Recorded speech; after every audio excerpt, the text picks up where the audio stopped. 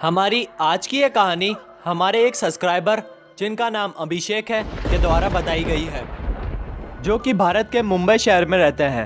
उन्होंने बताया कि कैसे उनके दादाजी को एक शैतान ने मार डाला था। तो अब ज़्यादा देर ना करते हुए शुरू करते हैं हमारी आज की ये कहानी। मेरे दादाजी एक बहुत हष्ट-पुष्ट इंसान थे और अक्सर लंबी लंबी यात्राएं करते रहते थे, क्योंकि उनका अच्छा खासा बिजनेस हुआ करता था। और एक बार ऐसी एक बिजनेस मीटिंग की वजह से उन्हें चाइना जाना पड़ा, जिसके लिए उन्होंने फ़्लाइट की बुकिंग वगैरह भी करवा दी थी। सुबह करीबन 10 बजे की फ़्लाइट थी, पर ना जाने क्यों दादी माँ का मन बेचैन था। वो उनको जाने से रोक रही थी, पर दादाजी का वहाँ पहुँचना बहुत ज़रूरी था। और दादी जी की बात को नज़रअंदाज करते हुए दादाजी चाइना के लिए निकल गए। और जब वो फ्लाइट में बैठे तो उनके पास एक बहुत ही अजीब इंसान बैठा था। ऐसा लग रहा था कि जैसे वो कई दिनों से नहाया भी नहीं है, क्योंकि उसमें से इतनी ज़्यादा गंदी बदबू आ रही थी कि सहन कर पाना भी मुश्किल हो रहा था।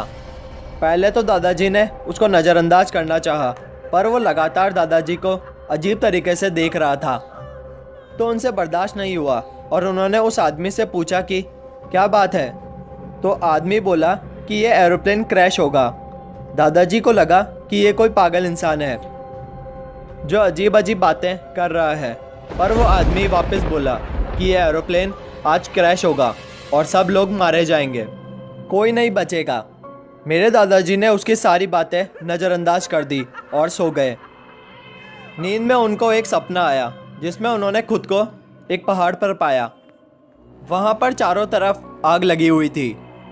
उनके सामने वही इंसान खड़ा था जो प्लेन में था।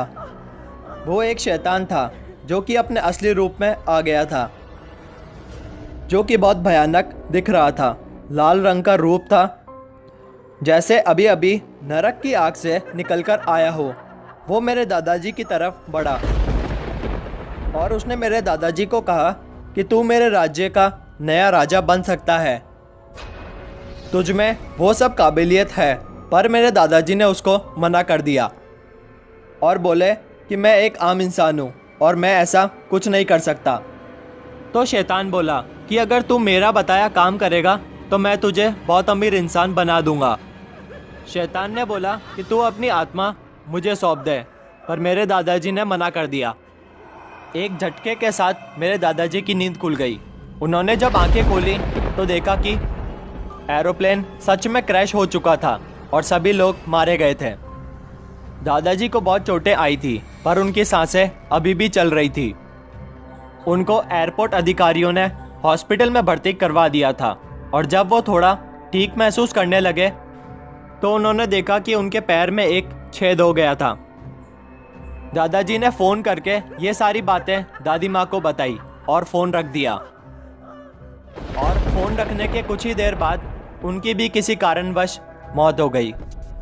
पर दादी माँ आज भी कहती है, हो ना हो उनको उसी शैतान ने मारा है।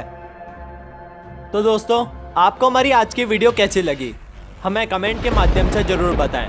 और अगर आपको हमारी आज की वीडियो पसंद आई है तो इसे लाइक करना, शेयर करना ना भूलें। चैनल को सब्सक्राइब करें और बेल आइकन दबाएं ताकि आपको आने वाली वीडियो की जानकारी प्राप्त हो सके। धन्यवाद।